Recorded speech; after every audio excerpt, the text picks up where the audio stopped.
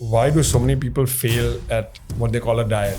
So I feel that's the first thing, right? You need to follow something which you will sustain, but in a week's time, that's where the fallout happens. The second most common reason why people fall out is the social pressures. And the third is the guilt factor. I think biggest mistake is the timeline they put to it. The minute you set a timeline to it, you're putting yourself under a lot of pressure. We had a client who's a model. The minute I would say no to something, it felt like a major restriction. So we did the exact opposite. I didn't restrict anything, not even sugar, and we lost weight, and she sustained it. People come to me and say, once you send it to us on Monday, we'll follow it to the T. But why wait for a Monday? Enjoying food is the most important thing. What are the 3 mistakes that Indian vegetarians who exercise regularly make? One is fiber. A lot of Indian diets in general, vegetarian or non-vegetarian, end up messing up. Second is making sure there is protein in every meal. And the third, I would say, is not carb loading. Quarter plate of carbs is good enough. Food preferences are not the problem. Food availability is. You're saying you can have a vegetarian diet and be healthy without having a protein shake? Yes, absolutely. As an athlete, I never took any protein supplements. Right. Even today, I don't take any protein supplements. Who needs it is very important. Can an AI-generated diet plan help? It'll create structure for you. What it can't do is... When I saw your website and when I was introduced to you, I saw that it says sports scientist and nutritionist. I'd never heard of a sports scientist before. How do you define what is a sports scientist? So sports science is a big umbrella which covers everything under performance, right? So whether it's exercise physiology, there's biomechanics, how your body moves. There's nutrition, how you fuel your body, how you need to sleep and recover. So the idea is that a sports scientist would be able to look at all those elements, including mental well-being, right? Sports psychology is equally a part of sports science. So it's the big umbrella. So if an athlete or a general person came to you and said, listen, this is my goal for fitness and this is my health goal, a sports scientist should be able to string all of those pieces together. What are the things that you look at for men and for women, to combat aging while increasing performance? I think one is quality over quantity, and that's irrespective of men or women. Because I think what has changed over the years is where people look at, how much more can I work out to feel fit? I don't think it's about how much more you work out, how effectively you work out. That'll get you better fitness goals. As you age, what are the things you're looking at? Better joint health and muscle health, because that's what keeps your metabolism better. Right. Second is just making sure your hormones are in regulation. So, this whole women and the perimenopause phase. So every time I have a client walk in, one of the things they say, my weight gain has happened because I'm in perimenopause. Now, I am of the belief that yes, after 30, a lot changes for women, even faster than for men, because bone density is dropping, dysregulation in hormones start to a certain level, but we call it the transition phase. So what we're all trying to do is transition better into a better quality of life over a longer period of time. I would like to live till I was 80, 90, see my child get married, have a healthy life, be pain-free. Also, not invest so much money in doctors, right? The idea is to prevent an injury before it happens, Right. to prevent medical conditions before, or identify them and do something about it from a medical standpoint. I like that. Prevention is, we've all heard it since we were kids, prevention is better than cure. How do you correlate nutrition and biomechanics? The most simplest way of putting it is seeking balance, right? We're all trying to seek balance. I mean, if you go and tell people, I'm very stressed, they'll say, okay, make sure that there's balance in your breath work and there's balance everywhere. So balance is irrespective whether it's nutrition or biomechanics, right? So when I spoke of preventive work, I think I almost went through this entire education process or experience as an athlete. And it all started for me when I hit my first injury and said, if I had the information I have today, I could have completely prevented a lot of issues. I had probably had the best career I could have possibly got out of my tennis days. So what is it that's the balance that we're looking at, right? Balancing muscle and joint together. Also making sure that postural changes that happen over a period of time, we've all become more sedentary than we used to be. So if somebody told me if I had to map 2 things, one is posture, muscle, joint, which is biomechanically moving in a sync. And the second is fueling, because if your gut's poor and you said, you want to work from the core, everything that you do has to start from within. And hence the whole nutrition spectrum came in, right? So the second thing which I talk about is purpose, right? So when a client walks into our clinic, if they don't know why they're there and they say, okay, I just want a nutrition plan, but I'm not going to work out because I don't find the time to, is that really the best solution to bring that balance? Possibly not. But I don't expect them to be at the gym 365 days, killing themselves. That's not what we expect. So the idea is, once you have purpose, the purpose is to bring balance. We want to make sure you're fueling the body for energy and for recovery, which then in turn gives you the ability to change biomechanically. And it's like having the best car in the world. I mean, I think Ferrari with the best engine, right? But with no fuel, it's not going to move effectively. So biomechanics is about movement and moving with the best balance you can produce. Got it. And one more thing you talked about was performance. And you said you have these pillars of performance. Can you tell us about the pillars of performance, the way you gauge people? So the 4 pillars that we always talk about, nutrition, I think, being the bottommost. If you had a pyramid, actually the lowest one out of that is nutrition. There's exercise or fitness, because fitness and exercise then helps the body move better. Now, what does that entail? Mobility, whether you do yoga or Pilates or just a simple mobility workout with your trainer, is great. The second element in exercise is cardiovascular health. So you should be able to climb a flight of stairs without huffing and puffing, have the ability to have good breath work. And then the third one is strength, because the joint and the muscles need strength for support as you get older. So that's your second pillar. The third pillar is sleep, which ties in a lot of things. And I think we overcompensate sleep sometimes or underestimate sleep. And no matter how good your diet is and how much protein and fiber and the best supplements you eat, or if you're exercising well, where you have a good regime, you're covering all these aspects. But if you don't sleep well, muscle recovery doesn't happen. Your hormones are not going to be in regulation. So it's not going to help you get the best benefit out of the nutrition plan or the fitness plan. And the fourth one is mental well-being. I personally find that the most difficult to change for people, because everybody's stress levels and triggers are so different.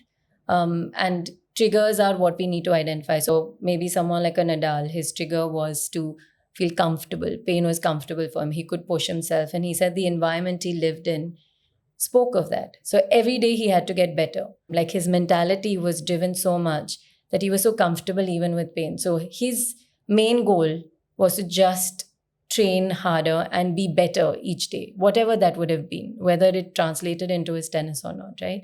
So I think the environment, which is where the mental well-being comes in, the environment we live in should be in sync with what works for you. So I've tried meditation multiple times, and it's been one of those things I have never taken a liking to, because I either sleep off or I feel like I have a bigger rush of thoughts, right? So I've tried various elements and I feel music helps me. I really enjoy music. So we believe in creating that equation for each person. So these 4 pillars are constant for everybody. So a simple example is Ronaldo. This is purely nutrition related, right? Ronaldo and Djokovic. So Djokovic is more plant-based. He doesn't call himself vegan, but he eats more plant-based. Make sure that's fine. Mostly. Almost, because he doesn't eat a lot of animal sources. He believes in more plant-based sources of protein. And one of the best known athletes in the world. And then you have a Cristiano Ronaldo, again, an older athlete, sustaining years and years of perfect performance. And if you look at his meal plan, he has nice portion of animal protein, almost both his meals, with a lot of veggies and greens. Now, 2 opposing protein options, but both work, right? So the 4 pillars are important. Stringing it together is important, making sure all elements are there, because if you're only doing one and completely missing the others, you're not going to effectively get better. Talking about nutrition, why do so many people fail at what they call a diet? I read somewhere that 77% of people abandon diets in the first week because of a lack of consistency. So what do you do about that? See, one thing is, first, the concept of diet. Like when people come to me, they said, it's a bad we've word. had... I think so, because they come to me and said, we finished our cheat meal. So once you send it to us on Monday, we'll follow it to the T. But why wait for a Monday? I mean, for me, enjoying food is the most important thing, and having a good relationship with food is important. So I think this is a big myth buster, right? When people talk about diets or a nutritionist or a dietitian or anybody, they think first thing she's going to do is cut out all our food. I don't think that holds true. How do you reduce this 77% of people abandoning diets? How do you make sure that doesn't happen with your clients? So the most important thing, whether it's intermittent fasting, whether it's a ketogenic diet, whether it's a Mediterranean diet, whether it's a blue zone diet, I mean, all the diets in the world, right? If you put them together, it's not the diet that will bring the benefit. It's how consistently you follow the diet, which is sustainable. If you can do it day after day and year after year, that's diet meant for you, right? I'm very military in nature because as an athlete, I can eat the same thing 365 days because for me, I wanted to You can eat the same meal 3 times a day. 365 days. But like breakfast, lunch, dinner, the same thing. What does that mean? So I could literally eat, so I eat oats porridge pretty much all days of the week. I would eat the same. So I have a rice or a 1 grain, 1 protein portion and 1 salad. That salad stays the same for me every single day. And there are people like that. So I feel that's the first thing, right? You need to follow something which you will sustain. If you get a program, and this is not for or against any expert, if you get a program which is complete change or very different from what is happening in your daily routine, you will push through because everybody's motivated when they walk through. That's why you've made it there in that clinic. But in a week's time, that's where the fallout happens. The second most common reason why people fall out is socially, because of social pressure. So maybe they're going out that weekend. So anyways, it's a compounding effect. They say, I've had a dessert today. Let me have it on Sunday. Let me start back on Monday. So you've done back-to-back days out of 7 days.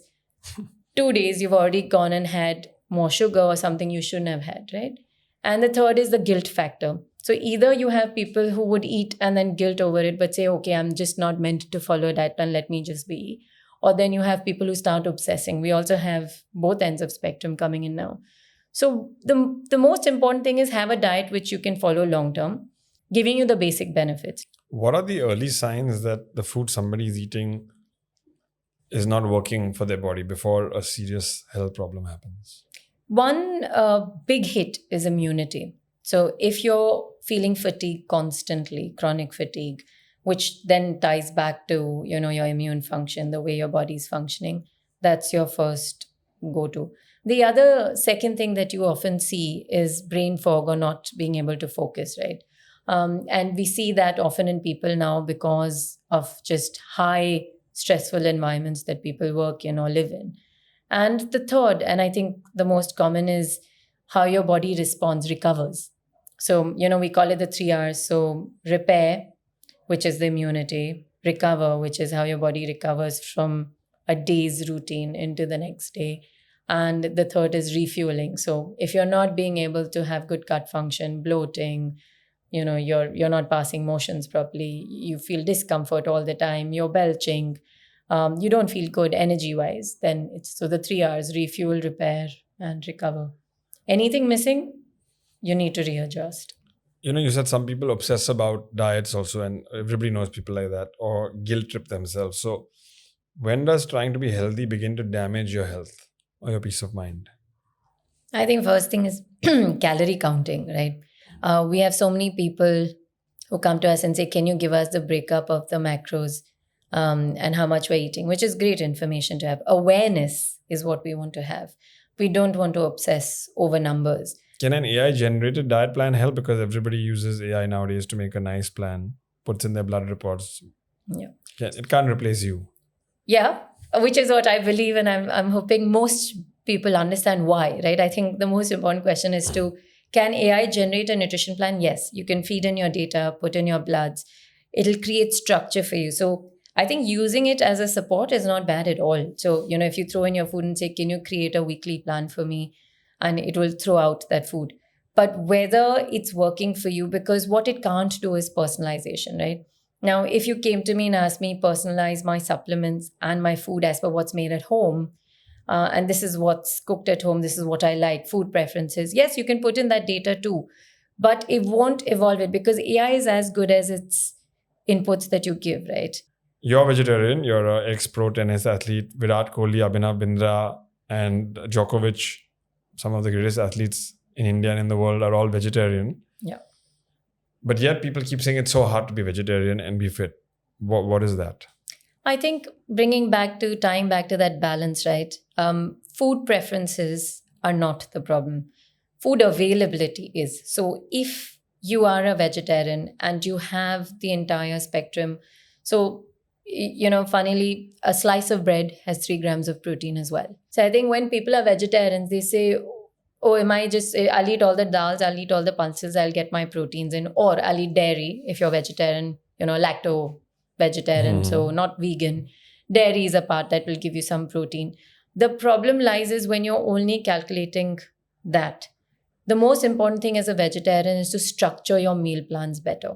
Spreading protein, fiber in all your meals, because it tends to be a little more carb heavy, especially the Indian diet. So Indian and vegetarian, I think carb rich plus, you end up compromising a bit of the protein. So if you do that in multiple meals, that's the other thing, right? People say, okay, if I'm having 2 meals, I'll pile everything in that 40 grams or 30 grams. And then when they can't meet it with the vegetarian diet, that's where the supplement comes in, saying, let me add a plant protein or a whey protein to my diet. You're saying you can have a vegetarian diet and be healthy without having a protein shake. Yes, absolutely. Can you take us through that? Because that seems like a miracle for a lot of people. It is. And I think, so by the way, I know I'm going on air and saying this, but as an athlete, I never took any protein supplements. Right. Even today, I don't take any protein supplements. Am I saying don't take it? No. We do prescribe them, but who needs it is very important. So assume we'll do a 3-meal average, because that's what most people are managing right now. We call it meals. We don't call it breakfast, lunch, dinner. So first meal of the day, whatever your first meal, be it 8 o'clock, 10 o'clock, 12 o'clock, and the last meal, ideally, preferably an early dinner, but between 7 and 9, whatever you're eating should have a double protein. Why is that important? Is because then you're packing in, because plant-based proteins, same serving size would give you 10 grams versus say animal protein, which could give you 20. So if you pack it up, you're coming up to 15 to 20 grams. What I do for breakfast is 1 dairy option, milk, yogurt, cottage cheese for some people. So tofu, if you're a vegan. So you would do that. The second portion will be always of seeds and nuts, because that gives you fat and protein as well and sustains the energy release. And the third is you could add a small portion of any dal or pulse, or so for example, a chila in the morning with yogurt is a great option, or a sprout bowl with yogurt is a good option. These are savory options. I do oats. So I do oats with milk. I don't add any fruit to it, but I add a lot of seeds and nuts to it. So that's how I eat my porridge bowl. So that's your first meal. Lunch, you definitely need to pack 1 protein and some fiber, all meals, and a good grain, complex grain. So millets in India are high on fiber, high on carbs, but high on protein as well. You have various options in terms of, like, sweet potato is a good fiber-based option. So good carbs, 1 portion of protein. I would do a pulse, bean, dal, but I change it up every day because different amino acid profiles. Definitely a vegetable and a salad. So this whole thing of aloo sabzi, there's no aloo sabzi. Aloo is a starch, so it's not a sabzi. Main thing is to also consider salad as an additional fiber, because people count kathod. In Gujarati, there's kathod is a vegetable. Kathod is not a vegetable. Pulse is not a vegetable. So having that separately and completing your meal, half your plate has to be with fiber. And then the last meal of the day, again, you pack in a double protein, has to be protein rich. Now, whether you do a dal base or you do a yogurt base, again, 2 combinations, that's what we look at. Whatever you've consumed in the afternoon, don't do the same pulse or protein in the evening as well. You could add cottage cheese, paneer as an option. Also, grains, like I said, have protein. People miss out. So if you're eating a millet roti or you're eating a regular wheat roti, you're getting 3 to 4 grams of protein. People don't calculate that because it's not a protein-rich food. So I think if you bring in variety in grains, in legumes and pulses, nuts and seeds are a very, very important element for Which vegetarians. nuts and seeds would you recommend? All nuts and seeds. So we do pumpkin seeds, sunflower, flax, chia, the whole spectrum of seeds. We also believe in doing multiple nuts: almonds, walnuts, cashews, pistachios, macadamia, pecan, Brazil nuts. Cashew also okay? I love cashews, but I heard they're not great. They're high on iron though. So people are struggling with low iron. So you like a lot of nuts? Yes, a handful of nuts. And spread them out. I have so I big think hands, but yeah. That's fun. That's Palm full of nuts. That's a lot of nuts. I love it. I can eat these. Yeah, but that not in one go. You'd have it over 2 meals. Right. So maybe have one morning and one mid-morning, like great option to have when you have. So we have corporate meetings or people ask us to redo their vending machines. Just put in trail mixes nuts. Yeah, trail mixes, yes. Yeah, and not with high amount of cranberries. and not high amount of sodium in it. Right. And we're good to go. Put it out on a table. And I think that's the best snack instead of biscuits coming out, right? So do you feel that you have a gut thing with protein shakes? And I know because it's also, there's a lot of studies that show digestion starts with your salivary glands. Yeah. When you just shove a cold shake down, you're bypassing the first step of digestion. The chewing part. So do you feel that in general also, if you can get protein in your food, in your chewable food, in your meals, rather than a protein shake, it's digested better for everyone in general? So let's talk about both the worlds, right? So first, everybody spoke, and most authentic experts would say food first approach. It's a bit skewed today because food first was when we had good quality of food. And now coming back to your question, is a shake important? But if your availability of food is not good, like you said, somebody who's on the go and requires to have that protein because it will still benefit them, that's fine. But then what time you consume it to optimize that consumption is important. So one is food first approach, which I think is skewed now. So now the new belief is food first cannot replace. Supplement, the word itself means added requirements, right? You're not replacing food, but your added requirements and the fact that sometimes they're not nutrient dense, your food options, you add supplements, be it a protein shake or vitamins or minerals, to bring in better value to your nutrition plan. So we look at a combination approach. Are carbohydrates the new sugar? Carbohydrates in excess, yes. So let's break it up, right? Again, the bad guy was fat before. So years ago, people say cut down fat, eat Butter. less. Yeah, eat less fat because that's the one that's elevating your, giving you an abnormal lipid profile, or elevating your triglycerides or your cholesterol. And now we have the other spectrum of people saying that eat a lot of fat because that's good for you, which it is because it's the one that helps you build that anti-inflammation and the whole immune system, etc. It has a role, and cut out carbs. I believe in moderation because what you get in carbs. So fat and protein don't have fiber. Carbs do have certain types of carbs have a certain fiber, which is very good for gut health. So I think having a certain amount is important. Excess of anything is bad. Carbs definitely, because it spikes the insulin, it spikes a lot of your hormones, which then have an effect on your metabolism, your body fat deposition, etc.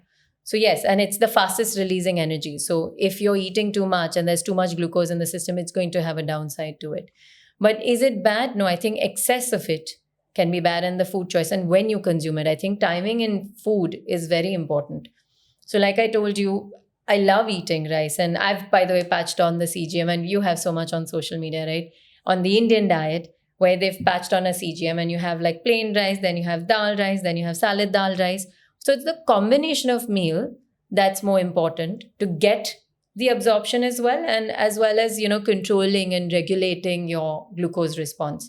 So I think the Indian diet is carb heavy, but if you can manipulate it and make sure you have enough fiber and protein and fat along with that, then it completes your meal.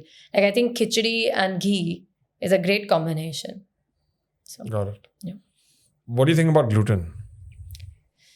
Gluten, I think, has changed.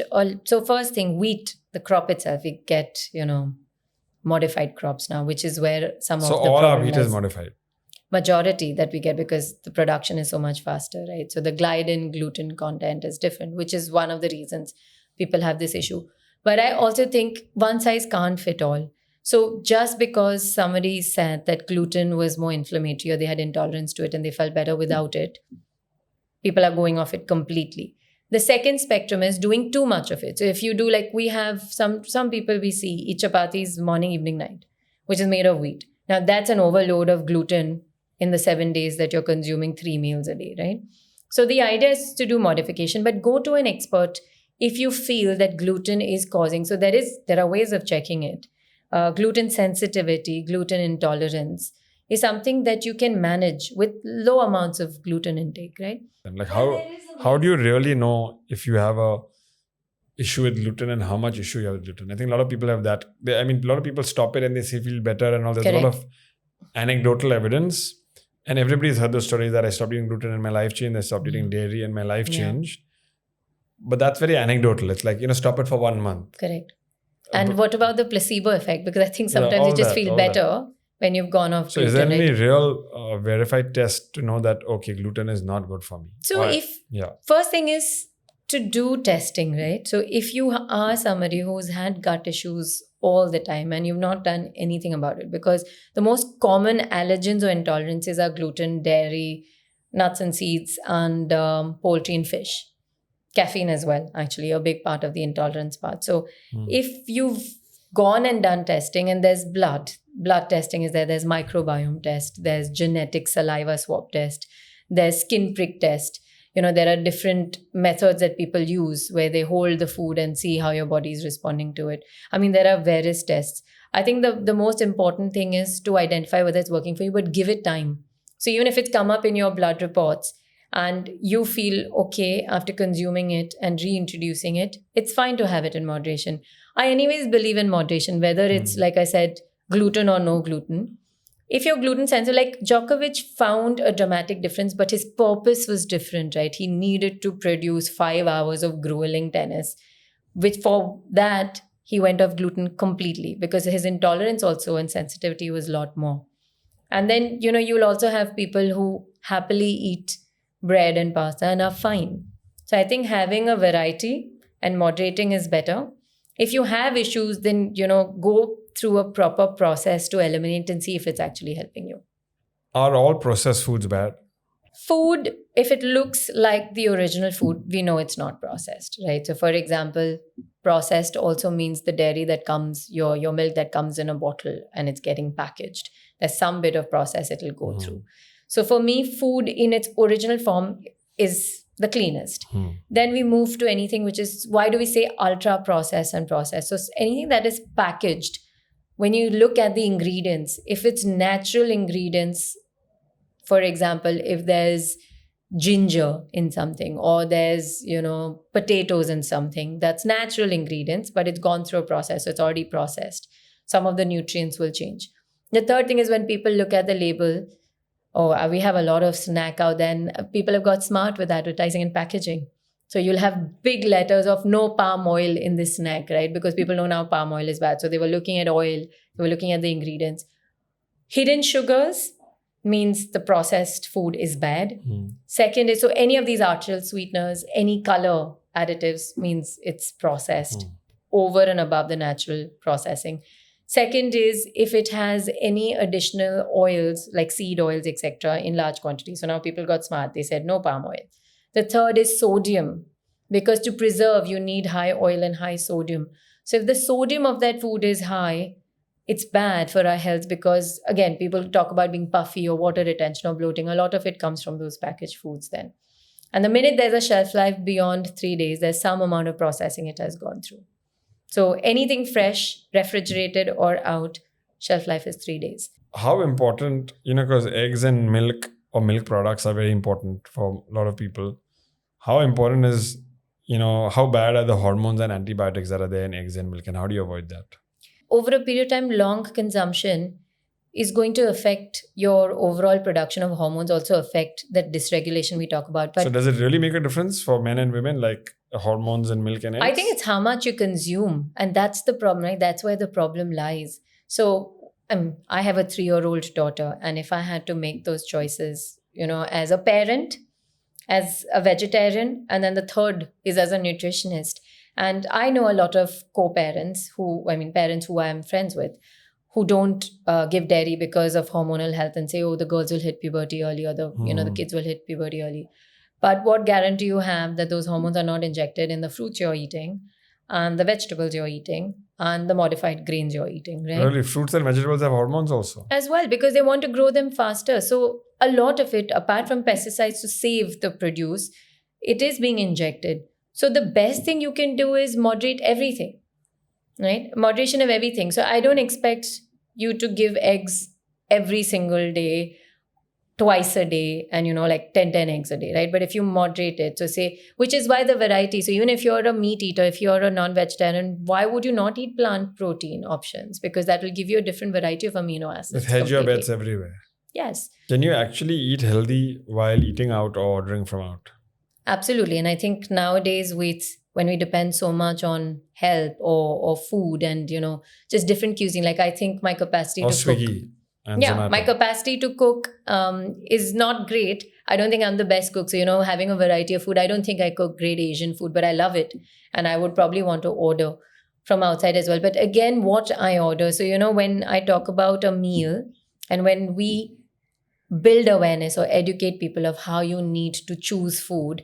If I'm ordering from an Indian restaurant as well, I won't just order only the carbs or only the proteins. I think having a combination, and sometimes maybe that particular restaurant which I really enjoy, like I'll give you a simple example of Asian food, right? I love fried rice or stir fried rice and veggies just by itself.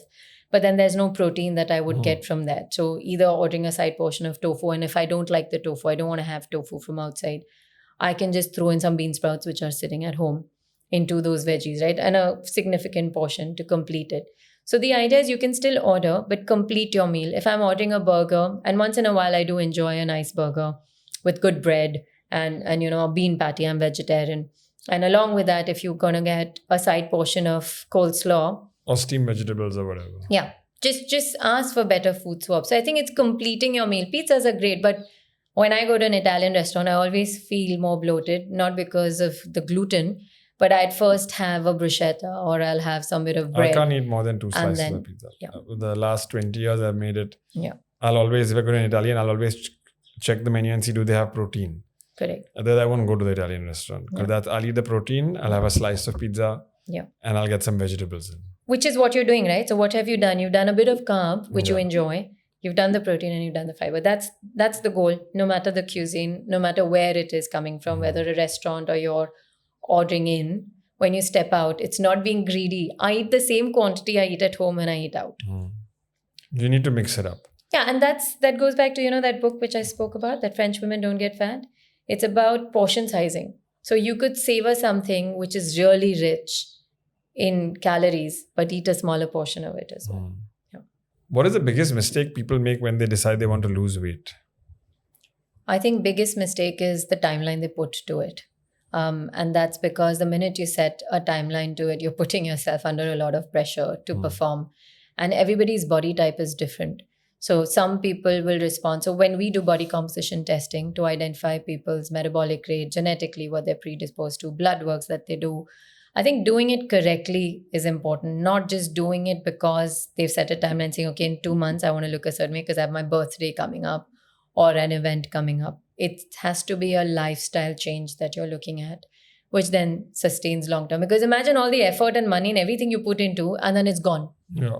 So the most important thing is, I think, don't set a timeline to your journey and prioritize only 3 things at once. Because when you try to do too many things and you can't achieve it, that's when people also have a fallout. So if you're saying 3 things, if I'm starting with somebody who's never done a meal plan before, give them 1 thing in each element. So say sleep better. So just change their routine a little bit. In nutrition, give them 1 thing to follow. So say if we just tell them, don't eat fruits after 6, 1 thing to do and sustain that, because that just becomes a part of their system. And exercise, if somebody's never worked out, we say start with a 20-minute, 30-minute walk after your meal. Dinner is the easiest, but really helps that insulin spike. So easy things to start Got with. it. That's a good one. Can alcohol actually cause belly fat? Alcohol can cause belly fat, but there's no direct relationship. Alcohol in moderation is fine. It's consistent, large consumption of alcohol, because we call it empty calories, that it doesn't give you any nutrient value. But if you keep consistently consuming large quantities or binge drinking, I think does more damage. What it does change is the hormone regulation. Sleep patterns get affected by that because you don't get the best sleep when you've had a lot of alcohol. So if you look at, a lot of people by their Whoop data, it's amazing. You should see when you've had a glass of wine, between 5 and 7, and then your sleep pattern with your meal. And then you have that same glass of wine at 9 or 10, and what it does to your sleep and disrupts your sleep patterns, right? So I think it's about... The alcohol really disrupts your sleep badly, is it? It does. And no Even matter one how glass. healthy you are, Right. even 1 glass. Right. So the timing of consumption, how much you consume. Over a period of time, that belly fat is also because of your sedentary lifestyle. Alcohol is an added element to that or a trigger to that. Also, it dysregulates hormonal function as well, right? Mixers that we use, I think, are the bigger issues. So savoring it, enjoying it is not an issue. Everybody thinks cortisol is a terrible thing and they want to reduce their cortisol. Yeah. But you're saying that it's actually essential. Yes. Could you tell us about that?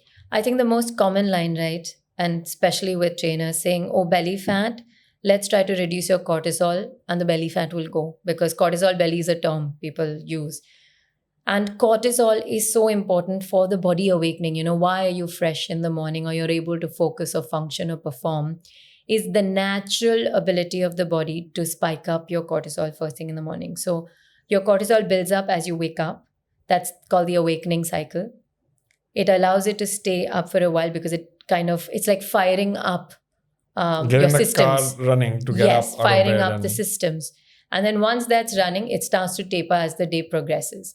Now, when does cortisol become bad? Is when it's chronically elevated or stays low because there's dysregulation. Because you've punched it so many times or it's been elevated for so long that the body now can't identify what's happening in the system, right? So first thing is you should help the body do everything that elevates the cortisol. So when people wake up, they work out in the morning. It's a great thing because cortisol, insulin, everything works in conjunction. So I do think morning workouts can help. Second thing is, as the day is progressing, if you pack in sugar, cortisol spike can happen because your hunger hormones change, satiety changes, insulin changes, sugar spikes change. Cortisol in the evening elevation, sleep deprivation starts because your quality of sleep gets bad. I know a lot of people who play paddle and pickle because the courts are available with their friends at night. And then they complain that, they're doing everything and they're training and they're eating right, but the belly fat still doesn't go, or they're still feeling stressed or brain fog in the morning. It's because probably that paddle at 10 p.m. is not what's helping you. So the natural process of the cortisol is very important for the body's functioning.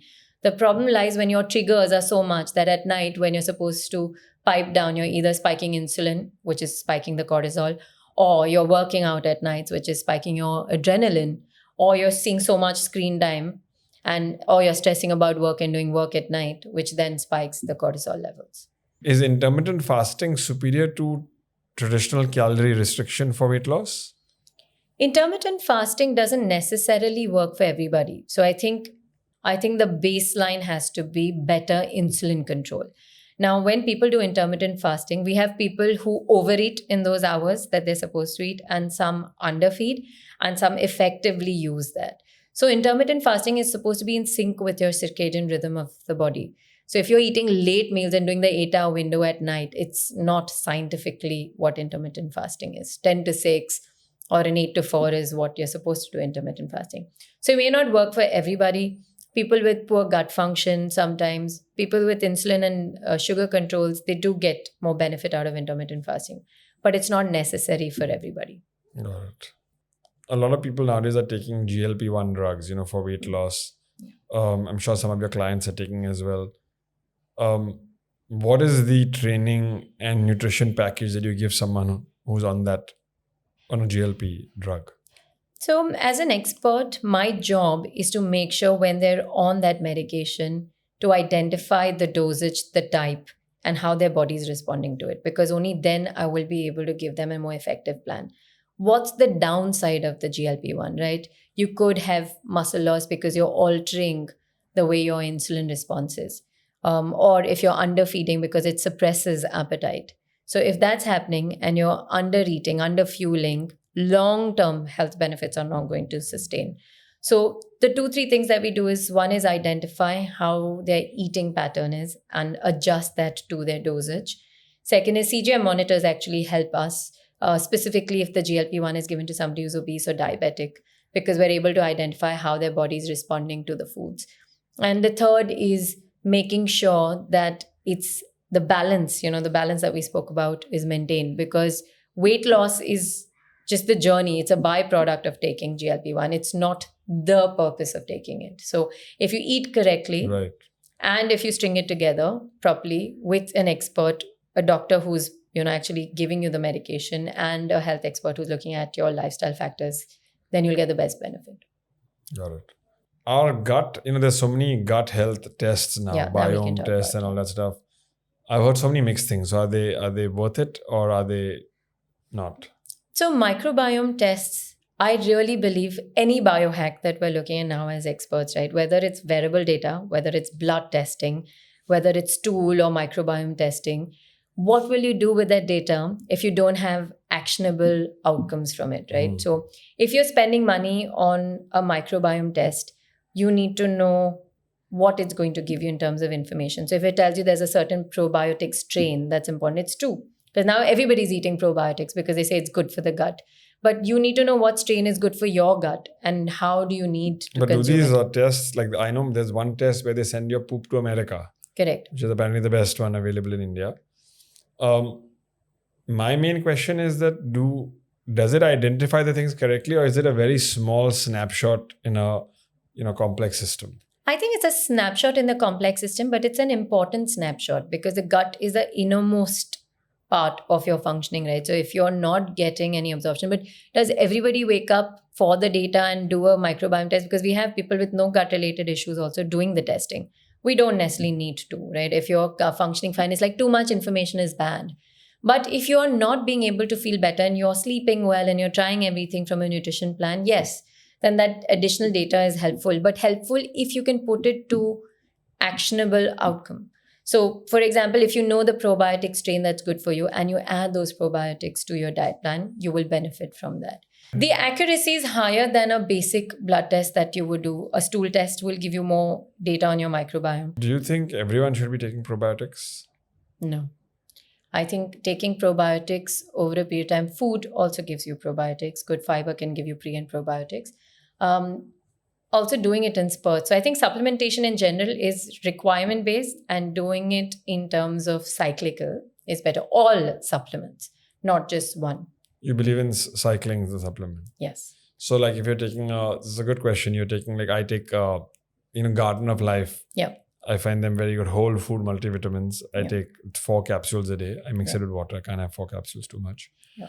But how often should you stop and start or change multivitamins? So we normally recommend first, say it's a starting point for somebody, right? And this is a roadmap you would follow for a good expert in lifestyle medication. So whether it's sleep, whether it's nutrition, blood work is important to first identify clinical conditions. Because if you have clinical issues, you have poor bone density, osteopenia, women do have that, then we would look at calcium and long-term use. D3, all that. Correct. Stuff. So first is identification of any medical concerns. Second is nutrient deficiencies.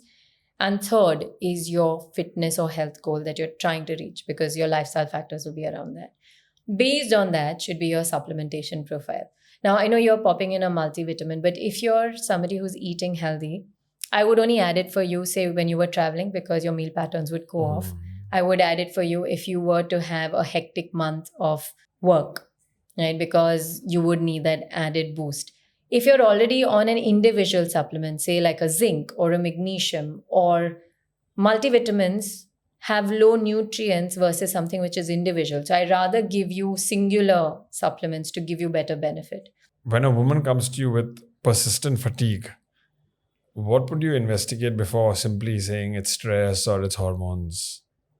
I think blood work is the first. And the second thing is to just run through their routine of the day, because you can identify pockets which aren't in place, whether it's their food, whether it's just their pattern of, water intake, food, their routine in terms of workouts, or at home what they do, or at work what they do. So I think once you get an idea of their routine, I think it's not fair to say that this is because you're stressed, because I'm stressed all the time. I'm quite a wound up person like that. And I think stress is great for me because pressure always makes me do better to me. So if somebody is presenting fatigue and if they think they're stressed and they say so, I think identifying what their triggers are, because I don't know what stress is for them. Which will usually be some psychological things also and everything. Yes, and then it's important to address that, because I won't get the best benefit out of the nutrition plan or any of their plans if their psychology the home situation, all of whatever, children, blah, blah. Their psyche has to be in place. I mean, you have to have everything in balance. The 4 pillars are equally important. What changes in perimenopause and menopause affect body composition, energy, sleep, and recovery? I think perimenopause itself there are three big changes that the body is going through. One is your hormone levels are changing, your estrogen, progesterone is changing. Second thing that's happening is your bone density is changing a lot more and at a faster pace. So you're dropping bone density. And the third is symptoms. Now, everybody goes through a different perimenopause. Some people have hot flushes, some people put on weight, some people feel more fatigue, mood swings, cravings. I think it's quite vast. So it's very hard to say that, okay, if one person felt hot flushes through their menopause, everybody's going to feel the same. Which is why I feel sometimes social media doesn't help, because you'll see a 40-year-old who's saying, oh, I'm the fittest. And then people in their 40s are body shaming themselves because they don't feel the same. So I think listening to your body and the symptoms it's throwing out is very important. So bone health is something that you have to look after. How can you transition? We call it the transition process. We don't call it a problem. Perimenopause is not a problem. Menopause is not a problem. It's a transition the body is going through. So the smoothest transition is the best way to look at it. So body composition, body fat, muscle ratios, joint, all of it is changing. Energy levels, etc., changing because of the symptoms that you feel. And the third is, of course, I think the external factors that stress you out more. So I think for women, the most important thing is to start tracking your own body's response and get help from an expert if you can't do it on your own. But aim at a smooth transition. Don't aim at having no issues at all, because I don't think that's the best way. And it'll be great. I mean, best case scenario would be the transition is extremely smooth. You have the least symptoms, you don't even realize, and you have menopause, right? Yeah. I think the transition is a good point, to treat it as a transition and don't over compare, maybe, which all human beings are doing. Social media on one level is a comparison. And like I said, it can happen, but don't let that go on for days, because it's just not helping you. I mean, solution orientation is more important than problem. I want to talk about creatine for women, midlife in general, and I want to talk about it for men also separately. Yeah. Creatine as a supplement is actually a good supplement. A lot of scientific backed research of how it can help with muscle recovery and muscle building. The problem lies is when it's misused, and also the products that are there in the industry, right? So where are you sourcing it from? Supplements come with a huge part of contamination. So first thing is safety of supplement is the most important for me, whether it's for an athlete, whether it's for a woman or a man. Second is, do you require it? Requirement based. So unless you have medical conditions, so for example, if you have kidney dysfunction, yes, creatine is something you can't take. So you've already negated that. Same thing with protein for that matter. People say, oh, long-term use of protein powders you can have problems with kidney issues, etc. But that's if you already have an underlying issue. The second is cleaner supplements. So creatine by itself is a lot better than when you have it with, you have a protein which already has creatine added to it. The third part is creatine in a certain dosage, because there is a lot of disparity in is how people are taking it. So trainers believe you load up and then you deload and then you have a maintenance phase, etc.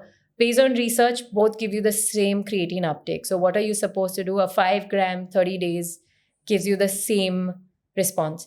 Now, if you are a woman, will you get bulky because people are scared, oh, it'll increase water retention, etc. But if you're working out and you've signed up for a marathon, or you're doing high rocks, or even if you're a housewife who does 5 days of strength training, if you're not pushing yourself and muscle recovery is good, within 24 hours, 36 hours, you're recovering, no soreness, you don't need it. When you start needing it is when the activity levels are higher for a man or a woman, both. Second is for men, they like the pump and they like to look a certain way. So they say, what if we stop it? Will we lose it all? Well, you won't if you're sustaining the level of training you were doing. So it's to uplift. What does creatine do then? Creatine helps. So there's an uptake of water that happens in the cell, and it helps the use of amino acids better. So creatine itself helps with that. So it helps you recover the muscle at a much faster pace. Versus, like I said, just say if you just took a whey protein, which also has a spectrum of amino acids. Now, the problem lies is, like I said, when people overdo it, or they've been on creatine for the entire year. So we normally have, your body also produces creatine, right? So you need to have a phase when if you don't need it, you don't consume it. I think it has to be smart intake. It's not a bad supplement. Got it. What test does one do to know that someone is okay to take creatine? Kidney function test. So the three things that we normally do in comparison is a liver function, lipids, and the kidney function. Not specific to creatine. Creatine is mainly the kidney function for sure, where we want to make sure that there's no underlying issue. That EGFR or something. As well. But that's a part of so if you check the kidney functioning profile, you'll see creatine, you'll see GFR, you'll see BUN, you'll see urea, you'll see uric acid, all of those. Right. You work with children also. You use your knowledge in biomechanics and nutrition for children also. What is a good age for someone to bring their child to you for prevention of problems? And what kind of problems can you prevent? 6 to 8, I think, is a good starting point. One is because the kids themselves comprehend better. Hand-eye coordination, motor skills, everything have gotten better by then. They're also starting to specialize in ways of what they like. Like I've met 6-year-olds, 7-year-olds who know what they like and what they don't. So activity levels that they're involved in, what are they doing? There is a lot of information out there saying early specialization, whether it's in sport or anything, can have a negative impact as well, especially physically. But there's also a lot of information. So there's another book called The Gold Mine Effect. It's about this Danish footballer who's written about these gold mines around the world. It's more related to sport, but where a lot of the runners long distance came from Kenya, the footballers came from Brazil, Russia for Gymnastics. tennis. And so why were they being able to produce these pockets, or Jamaica for sprinters? It was they say the 10,000 hours practicing the same thing, whether it's a musician, somebody who's a musician, or it's an athlete or an artist, right? How many hours you spend. So first is identification, but not over or underdoing anything. I think we're very enthusiastic as parents now, and you want to do everything under the sun. But I think having the right balance, food, sleep, exercise, everything is equally important. Like I have so many parents who compromise on their kids' sleep, but that's a huge part of their growth spurts, right? Let's talk about biomechanics, because for me that's very interesting also. Correct. And I think posture, everyone's kids are going to be doom scrolling their whole life, unfortunately. How prevalent is poor posture in children today? Very prevalent and very early on. So see, when we've had a parent who walked in, the child is absolutely healthy, just worried that they're not growing. Average height, that's the most common that we get. And so it was, the child is one of the shortest in their class. They're not sure if the child is growing well or not. That's the first question. And the second question is, love sport, because a lot of kids nowadays can't sit, right? And it's not an elite sporting child. It's just a child who loves to play sport, but is a poor eater. And the third one being fussy eater. And how do we improve that? So the most important thing, and I think the easiest way to put it for our audience, is that don't pressurize and don't sympathize. Now, what does that mean?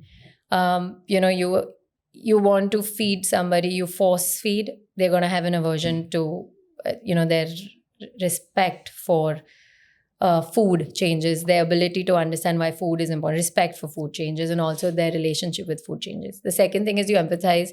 You become a Santa's bag, right? The child's not eating one thing, let me give you another option because my child shouldn't go hungry. Kids are extremely smart and they will not go hungry beyond a certain number of hours. So you bring back the same food. That's the way you kind of imbibe it, right? The minute you give them options, they will not go for the other things.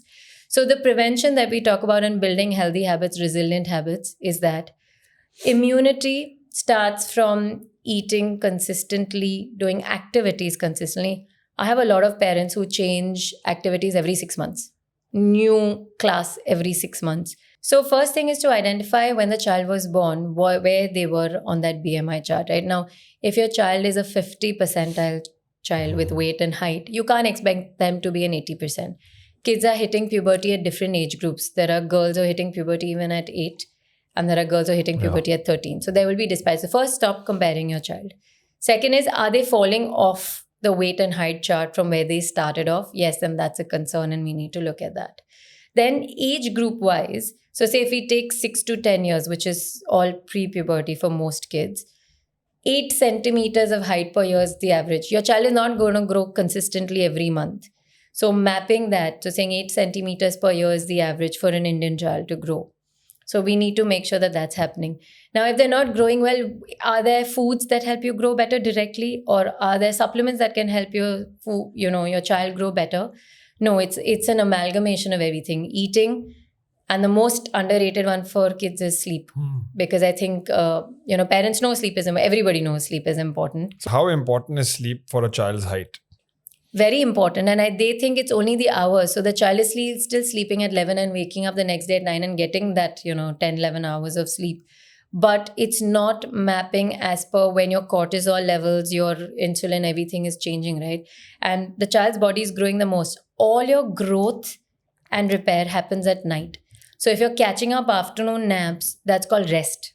That's not called recovery. Recovery is only happening at night. So consistent patterns of sleep is extremely important for kids. I know we drag kids for so many social events, etc. And I personally, I think, have slept at every restaurant possible when I used to play in my tennis days, because I was still dragged to some of these, which I shouldn't have been. I should have just gone to bed. I had other priorities. So I think it's important that sleep has to have a consistent time and pattern for kids. What is the number one thing, like you said, the most important that parents come to you is the height. Everybody's Correct. worried about the height. Yeah. What is the most important thing that will help a child grow to their height? Sleep and exercise. So can hanging help your child grow? My mother used to make me and my brother hang a lot. Did you grow tall? We both are tall, but Yeah. I don't know what the answer is, but yeah. I think everything, whether it's hanging because you're taking your own body weight, you're helping so body weight exercises, everything's good, from hanging, push-ups, flexibility, doing. So that's why gymnastics, swimming are all great activities. They're good motor skills to pick up as well. Cycling is good, but activity itself But is which sport is the best for a child's height? swimming, and it's also a life skill. So I Got it. definitely think swimming is important. So I want to talk about fussy eaters. Yeah. So many kids today are fussy eaters. Fussy eaters include just wanting to eat carbs, wanting to eat junk, to not eating enough. Like they just eat till they're like semi-full and they're like, oh, I'm not going to eat anymore. Give me 3 ways to change that. First and the most important thing, don't pressurize, don't sympathize. So if your child goes, oh, I don't want to eat anymore, okay. I don't want to eat bindi. Calm tone. This is what's going to be there. If they go half, they may walk away, right? Saying that I don't want to eat this. They'll eat a little bit and go away, come back. Similar food goes back on the table, right? And you have to have the calmest tone. It can't be something that they're getting reprimanded for. They can't be, it's not a punishment. No, because that's changing how they look at it. To be honest, as much as I love my child to be perfect with nutrition, she's not. She hates her veggies. Oh. But she loves the protein. She's a complete carb person. Has been influenced by sugar now that we went to school. The first morsel of sugar happened when we went to school. But so we tell her, you'll get the chocolate on the weekend. She will get it during lunchtime. We never give her sugar at night. So like I said, some modifications we can do. What we are starting to do is not have anything differently made at home for her. And if she doesn't eat, it's okay. Like I said, and it's very hard as a mother to stay away from it. I think my husband's better at controlling that, saying it's okay if she doesn't eat, just let her be. So just let her be. And what we did was no reading while eating, no screen time. So anyways, everybody knows. But it's okay for her to explore and not eat as well, because there are textures they don't enjoy. But the idea is to bring it out at the same time. What you want to be careful, and that's the most important point I think that I want to make, is don't ditch any food group. So if your child likes 4 vegetables out of 20, don't kill yourself and try making them eat that 20. Keep those 4 consistent, but it has to happen regularly and gradually add 1 at a time. But I think a very important thing you said is that what did you say? Don't reprimand them for You said not 2 things. eating. Don't Pressurize or empathize. Empathize is when you feel, oh, my bichara child will go hungry. That's the problem. Because so be okay with that little bit of hunger thing. They can have a it's bite. okay. It's all right. Nothing's going to happen to them. So what are 3 exercises that children can do to make sure they have good posture going ahead?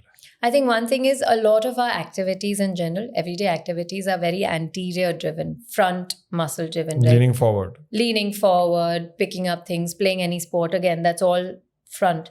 I think it's working on the back. So when people talk about core training, it's not just what you see visually in the front. It's also your back muscles, right?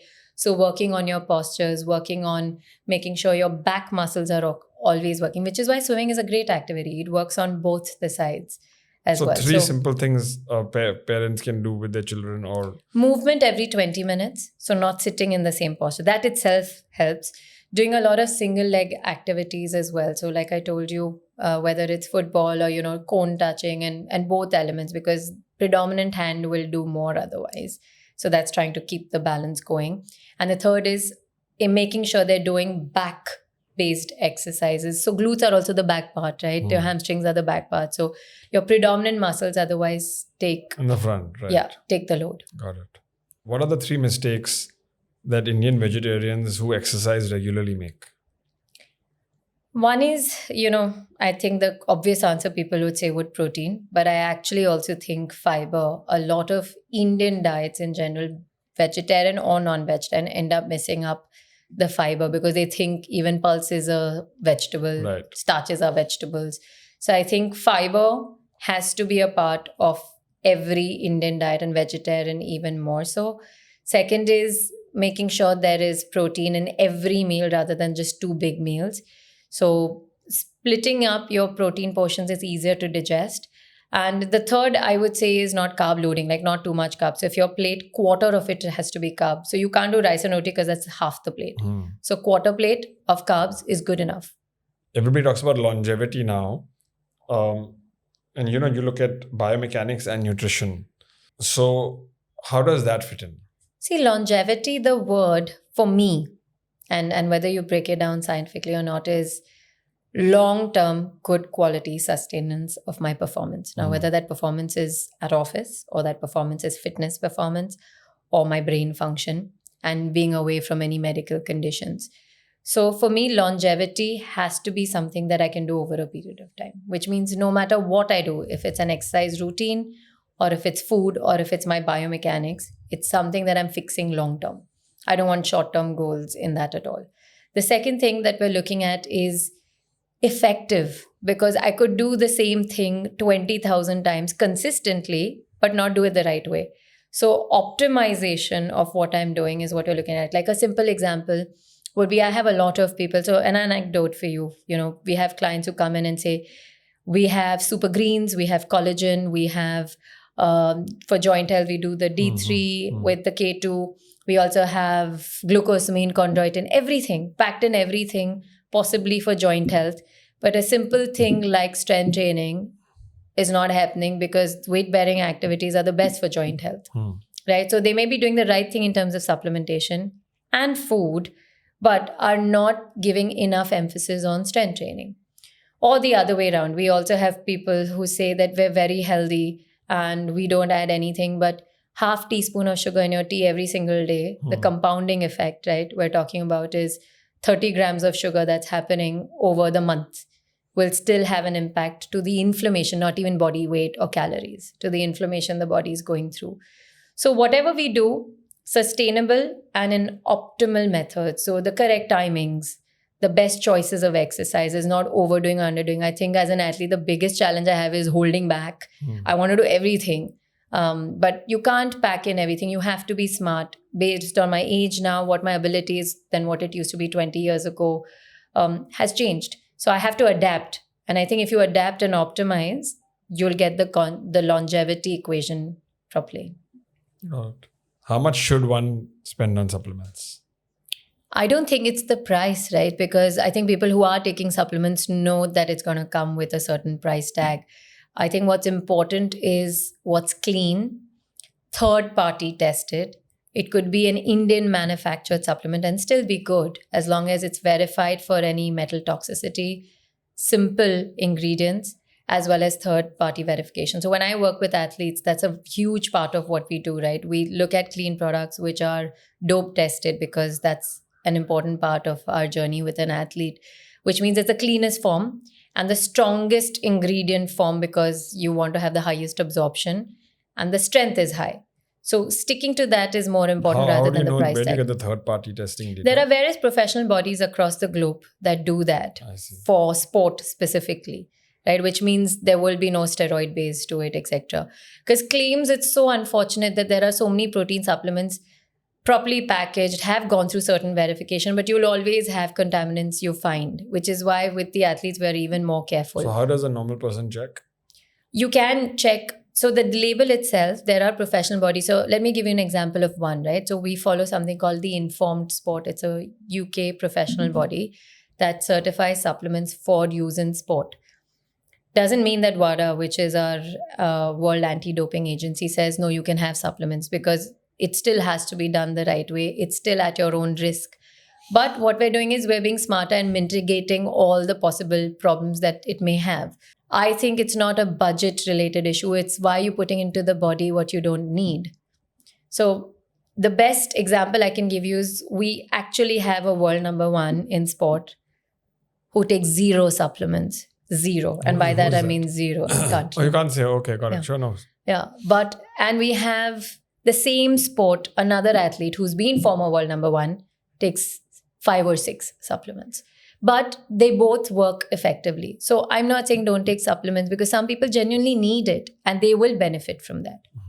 You work with so many elite athletes. You were a pro athlete yourself. They have a whole team of people working with them, doing their blood work, recovery devices, supplements, blah, blah, blah. What part of an athlete's biohacking routine do you feel is useful for normal clients? I would say the most important for me, and I think that's also an easier way to work with athletes because it's already a part of their system, is the consistency, right? Resilience. So I keep telling people, and I'm giving you an example. If you see that there's a pothole ahead of you and you're going to step into it, and there is a possibility that you may, have an ankle twist or you'll just walk out of it, would you stop doing it? No. So I think challenging your ability is important, but also doing it more effectively and smarter. So a simple example is you believe in personal growth, right? And I think Nadal said that in his documentary, but I've been a big fan of Nadal for a simple reason. He says, and a lot of the younger athletes asked him in an interview saying, how are you so fierce and how do you keep that same motivation up? And he said, it's not an inherent personality. Maybe it's easier for me. But what he's been able to do is, he said, I'd be extremely unhappy if I went home. I can lose, I can play badly, but I would be extremely unsettled and not calm if I knew I didn't give my 100%. So I think it's not about what you're doing. It's also not like we've gone to various experts and not got the best advice or not the most appropriate advice for us. But does that mean that we stop doing it altogether? No. So the idea is how much you can push your limit, but try to keep doing it consistently to even know whether it's working for you or not, and adapt. If you don't adapt, then you're not going to actually benefit from it, right? It's silly if you're just having a blindfold and following something for the sake of it. So you're saying the mindset is very important. 100% The number is one mindset. thing to learn. So I just want to get a little bit into that. It's one of the final things we talk about, which is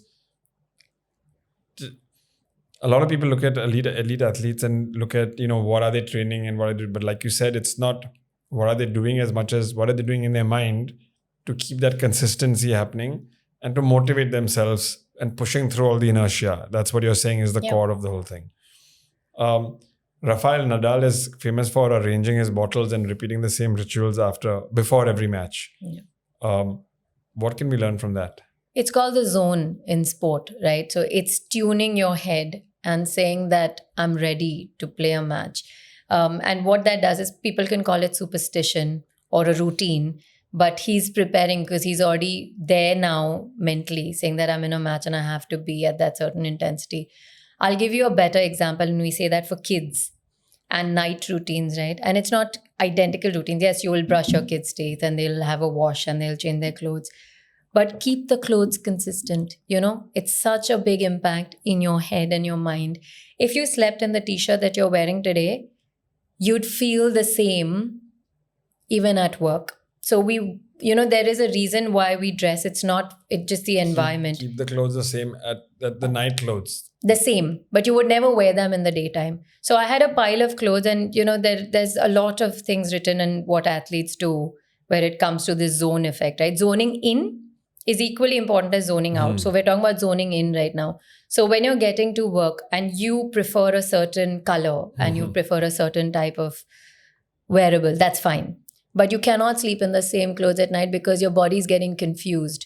What you can do is your night clothes, say you sleep in boxers and shorts, the same type every single day. Your mind and body is getting tuned, saying it's time to wind down. That's what athletes are doing. They're trying to form an association. So they sleep in similar clothes every night.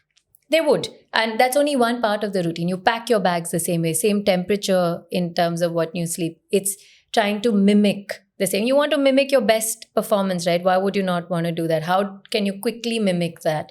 So when he's doing that with his bottles, or he has that routine where he jumps, and you see how Noah lies. He's a sprinter, one of the best Olympic medalists. He does this thing. It's almost like scaring people. Or you'll see a Usain Bolt going shh just at the starting line. It's not for people. It's his starting point, saying, now I got to go. And you would see that in every athlete. Some people will touch the line. Some people will move their hands about, right? So we see that in athletes, and we try to mimic that for regular population. That's why the sleep hygiene routine, it's not just about what you do. It's these associations. And with kids, it works amazingly well, because uniform in schools is not to just change, changes in terms of affluence of, somebody can get a branded bag or not. It's also creating that similarity in environment and tuning them into saying that I'm in school now. So what else that's very interesting about the clothes. So one is, you're saying all athletes wear similar night clothes, so they know that it's time to wind down. And of course, then they have a set of clothes that they wear sponsored for millions of dollars for performing also. So I'll give you an example. Let's take it back. There was French Open final, Tsitsipas and Djokovic. They were going. So Djokovic had lost the first two sets. And he even changed the color. So he wears a red and white. And he even flipped it the other way around. Djokovic doesn't sweat. He's not like Nadal where you'd see him. But they do take that break because you're rebooting, you're rewiring, right? And starting afresh. It's also telling your body, I'm feeling fresh now. So it's not always about, and it's not written in stone. So every athlete has their own thing. Like you don't see a Djokovic doing that with the bottles, but Nadal does that because that helps him zone in. Same way, you need to learn to zone out. The biggest pressures in life, and that's where I think we struggle the most, right?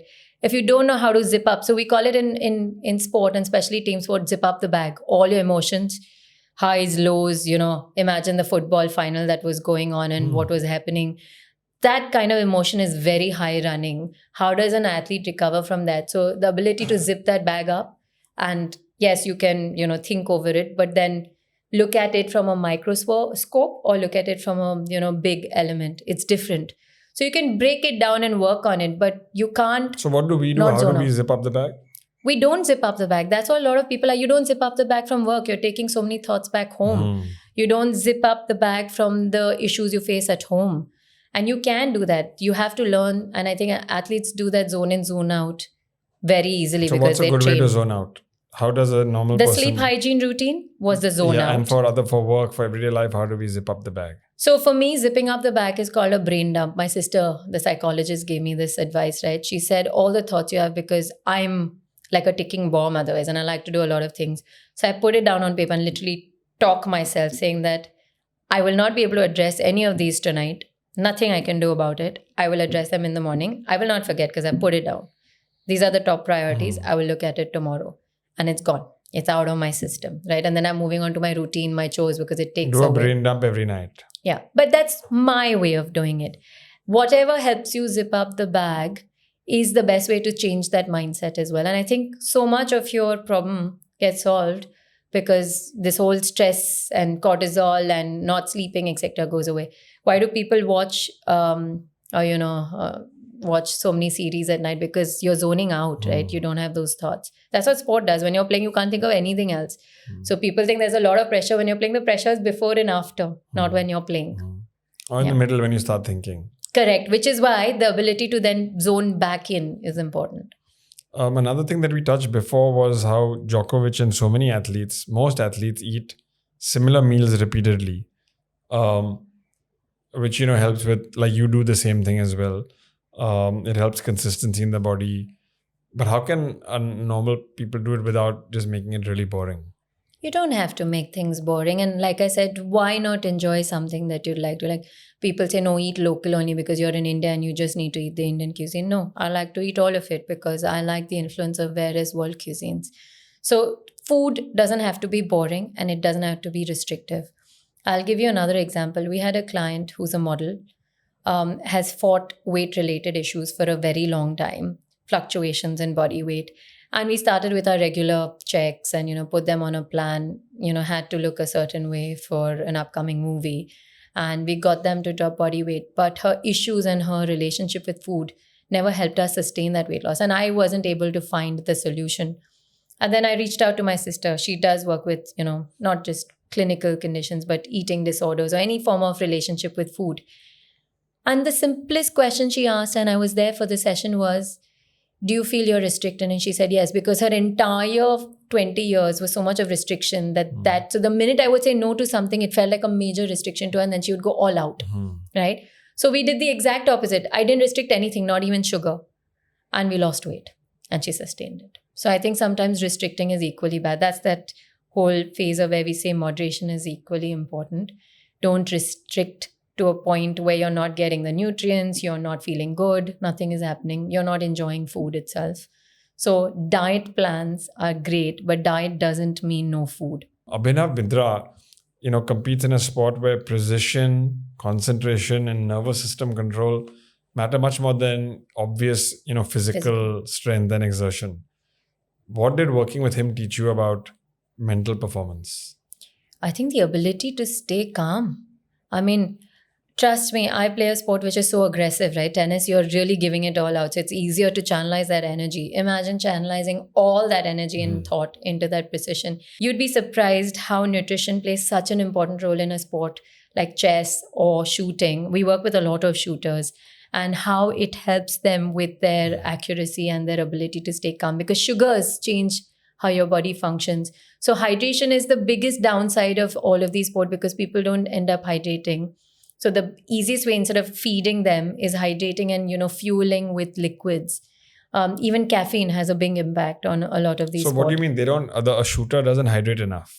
They sometimes don't. And also, instead of giving them food because they don't have they're shooting, it's not possible, but they can sip on something to maintain that level of hydration, which can help them with performance. And sugar, you said, for Abhinav Bindra, how bad is sugar for him? It is, because inflammatory. And Pilates was something we really worked on with him, because you need core strength to hold that position. It's not easy to hold that position for so long. How long do you hold it for?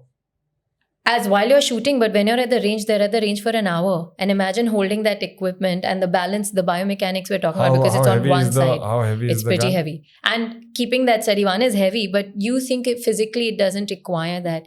Even chess, if a lot of chess players, and we work with chess players as well, do a lot of mental strengthening and physical strengthening too. Not because they need it actually to play, but that keeps them more accurate. What mental strengthening is needed for, an Abhinav Bindra or a chess player? They need to make sure that, they are able to you don't succumb to pressure, right? You're able to think clearly. It's the most important. What do they do for it? What is the routine? Breathwork is a big part of it. Like Pilates, right? A lot of breathwork with movement. So, and getting core stability, because that's equally important.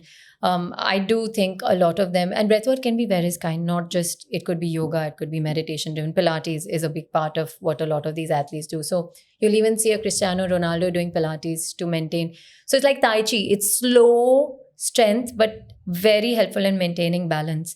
So a lot of them work on their mental facets through physical things and making sure they're fueling correctly. So, some of the chess players travel with chefs because they don't get the best food and their food is monitored.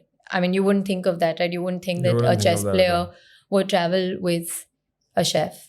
Could you give me an example? Just one more thing in this is that how the nutrition, a bad diet or sugar can help Magnus Carlsen or Abhinav Bindra or destroy their, chances of winning.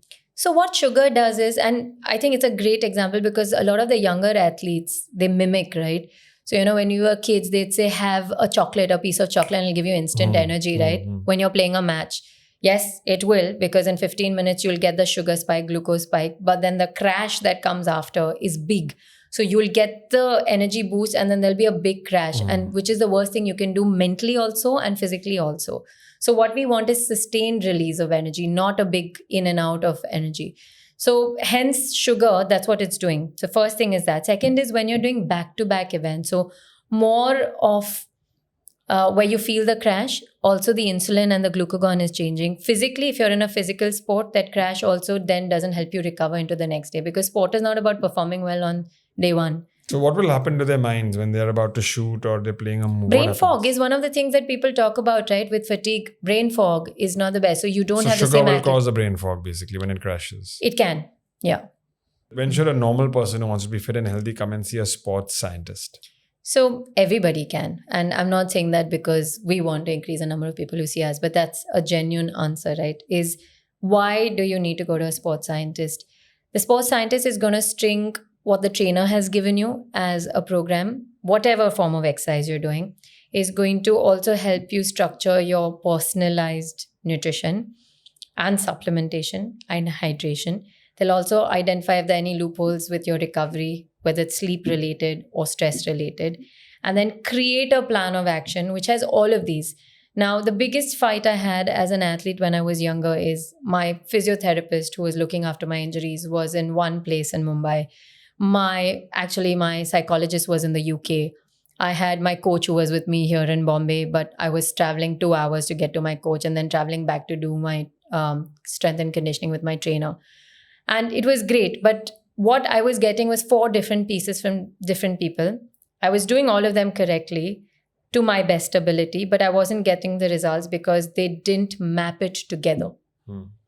And what I needed, so when I was younger and I went to a dietitian or a nutritionist who wasn't sports specific, they didn't understand the exercise part. When I went to the strength and conditioning trainer, if they weren't sports specific, they didn't know what I needed for tennis and what are the things I had to do biomechanically to prevent injuries for tennis. They knew how to train. That was great. Their form was good. The exercises were correct. So my job as a sports scientist is to first have that purpose or goal we're working towards. Then start mapping all your 4 pillars together to come in sync in an actionable form, which you can actually do consistently over a period of time. Got it. That's good. You're the central nervous system. For someone who's listening to us today, what are the 3 changes that will make the biggest difference to them? I think my topmost priority is just do it. Don't think so much into it, right? I like the whole Nike idea. It's just do it. If you don't do it, you just won't know. So there's no point you mulling over it and getting the best strategy and not doing it, right? You spend so much time strategizing and not doing it. And you may have the best results. And so one is just do it. Second is adapt and change. It's not written in stone. Nothing is written in stone. So you got to adapt with the right information and what's working for you instinctively. And the third is being consistent and resilient. So don't give up, because the minute you do that, all the effort that you put in is gone down, right? Whether it's monetary, whether it's your own effort, whether it's, people who are attached with you. So I think these 3 things are the most important for me. And that holds true for any of the verticals we speak of. Thank you so much. Thank you. Thank you for having me over.